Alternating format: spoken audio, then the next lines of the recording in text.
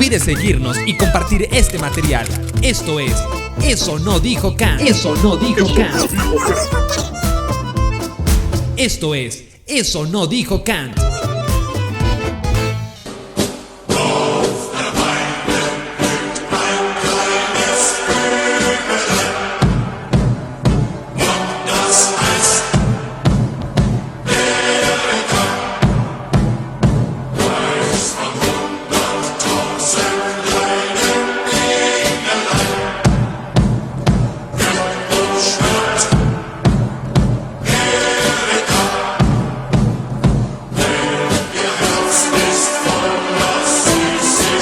Gracias por escuchar una vez más este podcast. Eso no dijo Kant. Hoy vamos a hablar sobre la llamada teoría crítica de la Escuela de Frankfurt, mejor conocida como marxismo cultural.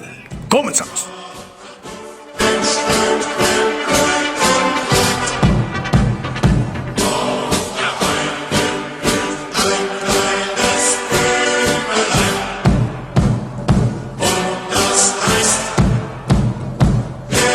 Antes de adentrarnos de lleno en la Escuela de Frankfurt, es preciso entender los últimos movimientos sobresalientes que han acontecido en Occidente y que en última instancia pues han configurado la realidad de los individuos de Occidente. Porque la síntesis ideológica de la llamada teoría crítica de Frankfurt va justamente de eso, ¿no? Del cambio de una supuesta hegemonía cultural, como lo llamará Gramsci, a un nuevo mundo, un mundo más paliativo, ¿no? Sobre todo con las minorías que se sienten afectadas u oprimidas pues por estas superestructuras culturales, instituciones opresivas como la familia, como el matrimonio, como la patria, como el arte, como la raza, etc. Se le conoce como marxismo cultural, aunque no sería el término adecuado, pero se le conoce como marxismo cultural porque es la síntesis de las ideas de Marx y las ideas de Sigmund Freud aplicados en términos culturales. También se le puede llamar neomarxismo, nueva izquierda, liberalismo cultural, izquierda cultural, y es una corriente ideológica que tiene por fin interpretar los conceptos marxistas, pero ahora en términos socioculturales. No es que sea propiamente un marxismo cultural, sino que se le denomina de esta manera por lo que logra o lo que pretende lograr, ¿no? Ahora, antes de adentrarnos de lleno a la Escuela de Frankfurt, hay que entender que no se puede comprender a la Escuela de Frankfurt sin comprender cómo vive el individuo normal en Occidente después de la modernidad.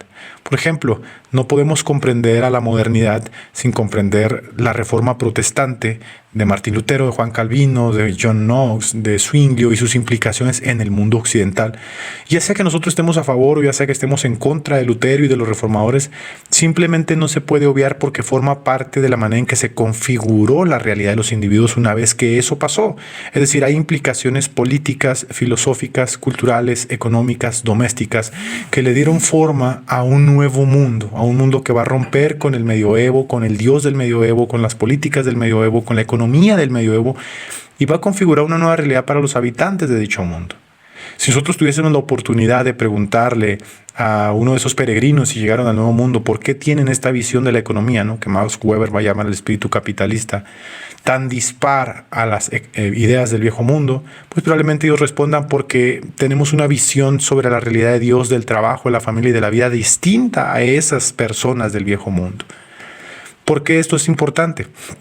Bueno, porque en la Europa de entreguerras de los años 20 y de los años 30 se empezaron a gestar una serie de movimientos nacionalistas, ojo con esta palabra, nacionalistas, que tenían por fin la reivindicación de los valores tradicionales de Occidente con base en la religión cristiana, con base en la patria, con base en el trabajo, con base en la familia, con base en la raza y con base en la vida. Y por eso, y solo por eso, en esa guerra, es decir, en la Segunda Guerra Mundial que se libraría posteriormente, en todo ese entramado de ideologías, filosofías, luchas culturales y sociales, se puede decir que estaba enquistado un elemento metafísico, una lucha que iba más allá de las balas, más allá de los tanques. Era una lucha que tenía que ver sobre dos visiones de ver el mundo, la propugnada por la Escuela de Frankfurt y la propugnada por la Europa cristiana, entre lo que el cristianismo propugna legendariamente como valioso y entre su antítesis, aquello que tenía por fin desarraigarlo y que se estaba gestando gracias de la mano de una camarilla de intelectuales judíos en la llamada Escuela de Frankfurt. Entonces, no se puede comprender el mundo en el que hoy vives a menos que conozcas a un personaje central. Este personaje central es Hitler. Sí, ese caudillo austriaco que ha sido tan demonizado, que se ha convertido en el arquetipo de todo lo malo. Tú no puedes comprender el mundo en el que vives a menos que comprendas a ese caudillo, porque ese caudillo viene a representar lo mismo que Lutero representa entre la modernidad y el medioevo. Hitler viene a ser el catalizador de lo que podría haber sido el resurgimiento de una Europa cristiana o su decaimiento. Después de perder la Segunda Guerra Mundial, Hitler vino a convertirse en el arquetipo de la maldad y a ser demonizado, caricaturizado y a convertirse en un estereotipo de todo lo malo, impidiendo que las personas penetren mucho más allá de su figura en toda esa visión que se propugnó y se forjó en torno a él en lo que se conoce como el nacionalsocialismo. Movimiento que no era ajeno, por ejemplo, al franquismo en España, que tenía también como ancla la religión, las falanges rexistas de Bélgica, el fascismo italiano, incluso el imperialismo japonés. Todos movimientos que tenían por fin la reivindicación de los valores tradicionales y conservadores. Muy bien. La razón del por qué no podemos comprender al mundo en el que vivimos sin comprender sus movimientos es porque la escuela de Frankfurt, con su teoría crítica, eso de teoría crítica es un eufemismo, que es de lo que estamos hablando hoy, es una suerte de respuesta contraria, sintetizada pues, a las ideologías propugnadas por esos movimientos. ¿Cuáles? Esos, el nacionalsocialismo, el franquismo, el rexismo, el fascismo. Es decir, la escuela de Frankfurt crea la base intelectual e ideológica de la antítesis de esos levantamientos populares de la Europa cristiana de los años 30. En los años 30, cuando empiezan a surgir en Europa los movimientos nacionalistas, con ancla en los postulados de la raza, en Alemania, con ancla en los postulados de la patria, Austria, los movimientos rexistas de las falanges belgas, con ancla en los postulados de la religión como España, del trabajo y la exaltación de los valores culturales como Italia, pues surge también a la par un movimiento ideológico ahí mismo en Alemania, auspiciado por una camarilla de intelectuales judíos. No es broma, todos eran judíos, que se conoció como el Instituto de Investigaciones Sociales o Instituto para la Investigación Social, mejor conocido como la Escuela de Frankfurt. Y esta escuela, pues es la principal escuela de pensamiento e investigación social de carácter marxista e internacional de las últimas décadas. En esta escuela se desarrolló una serie de ideas que después de la Segunda Guerra Mundial van a determinar el rumbo de Occidente a través de sus instituciones económicas, instituciones culturales, instituciones políticas, instituciones sociales, etc. A esta escuela se le ha conocido a través de los tiempos como marxismo cultural, justamente por la síntesis que se ha hecho de las ideas de Carlos Marx, un judío, y Sigmund Freud, otro judío, de la mano de Anthony Gramsci, otro judío. Y comenzó formalmente en Frankfurt, Alemania, en 1924, en ese periodo de entreguerras, cuando estaban surgiendo y gestándose en Alemania todos esos movimientos cristianos fuertes, culturales, que tenían por fin reivindicar nuevamente a Europa en su papel mundial.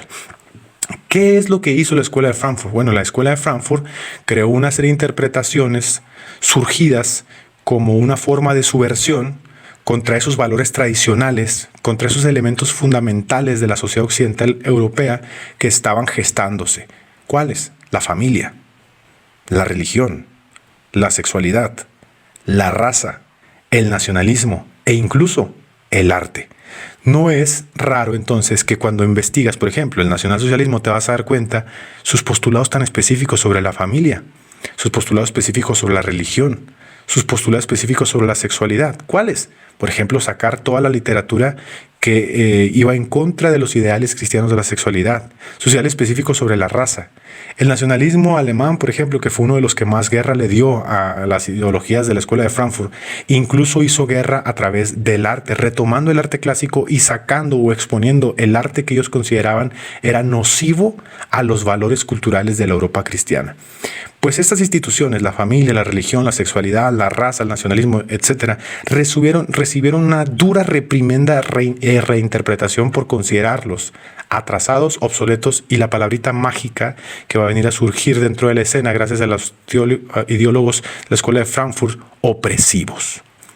El rasgo característico de esta nueva izquierda, por llamarlo de alguna manera, es que va a reducir toda la realidad a un fenómeno netamente cultural, porque con ello, según ellos, se puede modificar mucho más fácil. ¿Qué se puede modificar? Pues obviamente estas instituciones monolíticas, atrasadas, obsoletas y opresivas que le dirigen rumbo a los individuos sin que estos lo pidan. Es decir, lo que ellos están tratando de hacer con su teoría crítica es liberar a los individuos de estas instituciones monolíticas que los oprimen.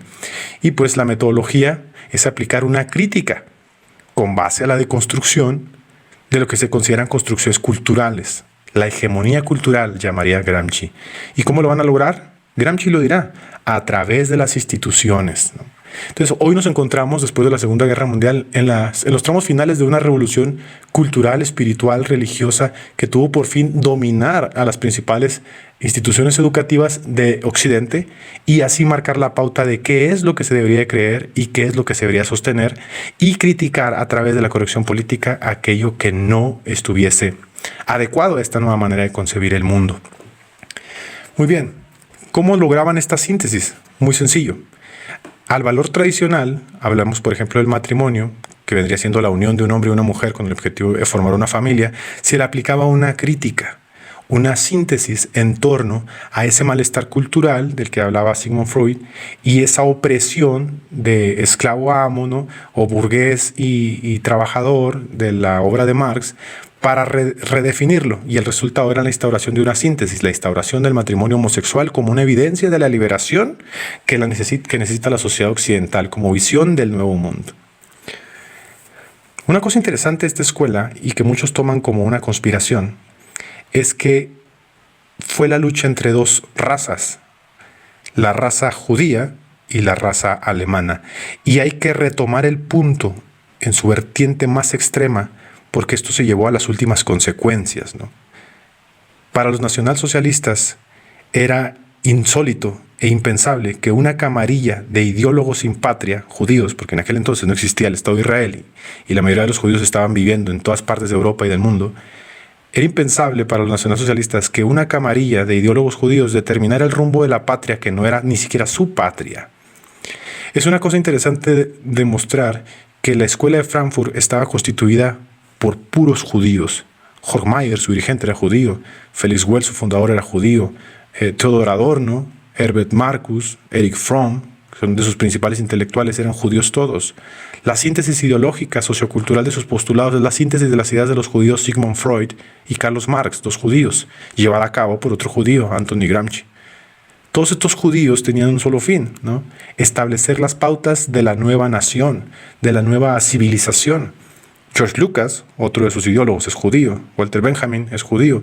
Y se comprende entonces por qué a los judíos en la Europa de los años 20 y los años 30 se les persiguió tan duro como disolventes del legado cultural cristiano, y porque ya en los años 20 un personaje como Henry Ford, tan ajeno a Europa, en Estados Unidos, les llamaría elemento internacional, siendo ellos una camarilla de intelectuales sin patria, pretenden determinar cómo deben dirigirse todas las patrias del mundo.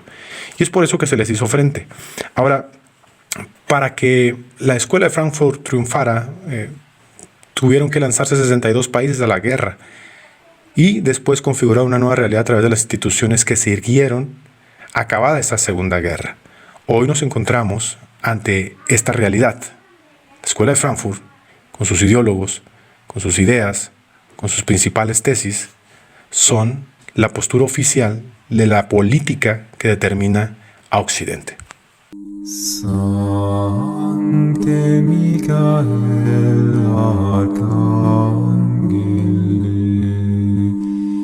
defende-nos in prelio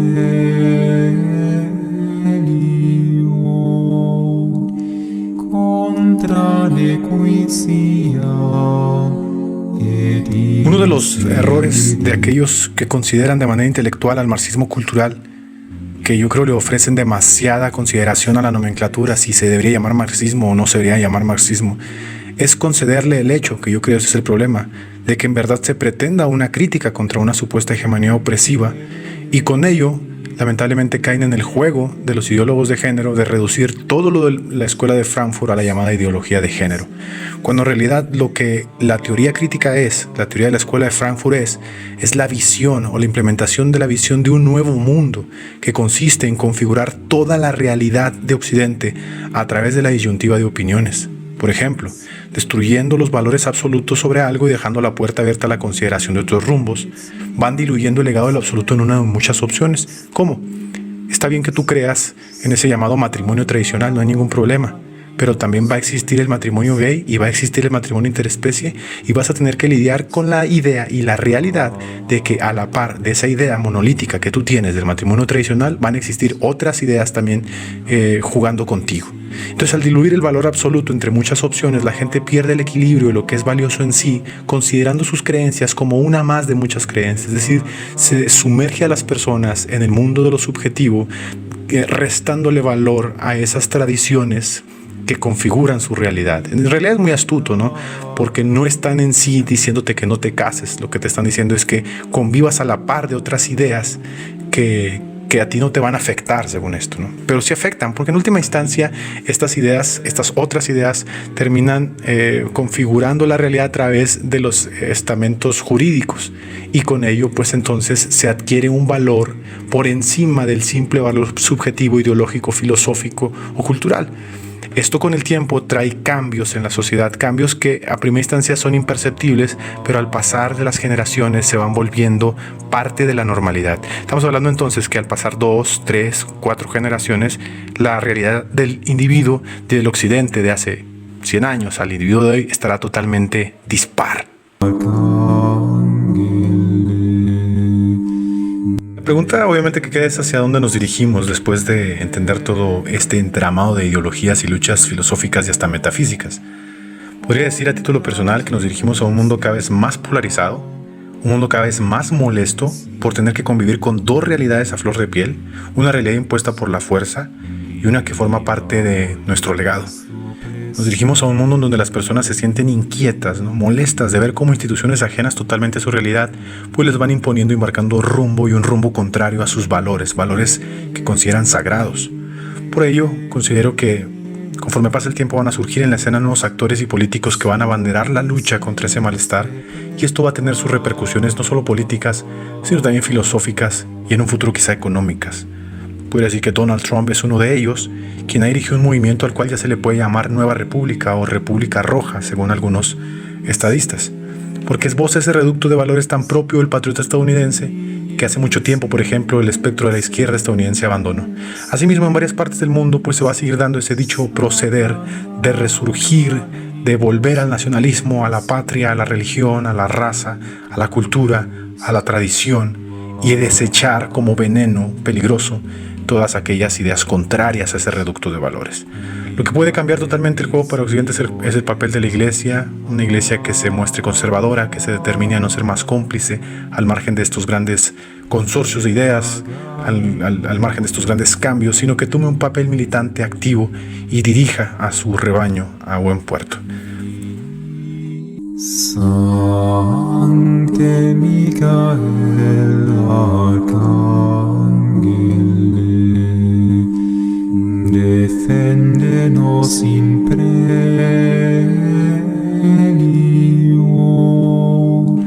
Eso fue todo por hoy en Eso no dijo Kant. Este es un tema bastante largo, yo espero que lo hayas disfrutado.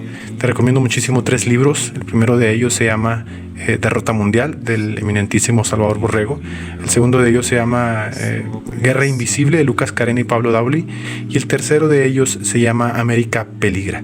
Estos 3 libros te ayudarán a tener una opinión no tan periférica, un poco más acentuada sobre lo que se jugó en aquella Segunda Guerra Mundial y lo que se juega hoy después de la Segunda Guerra Mundial a través de las ideologías de la Escuela de Frankfurt que hoy se propugnan abiertamente en todo el mundo.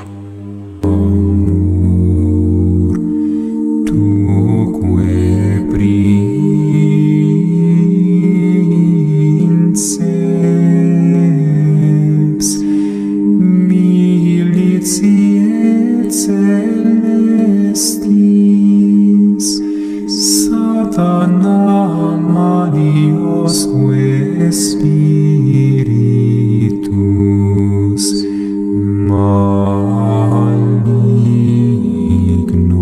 malignos, qui ad perditionem animarum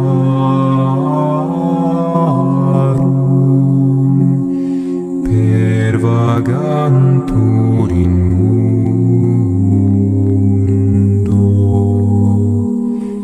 Divina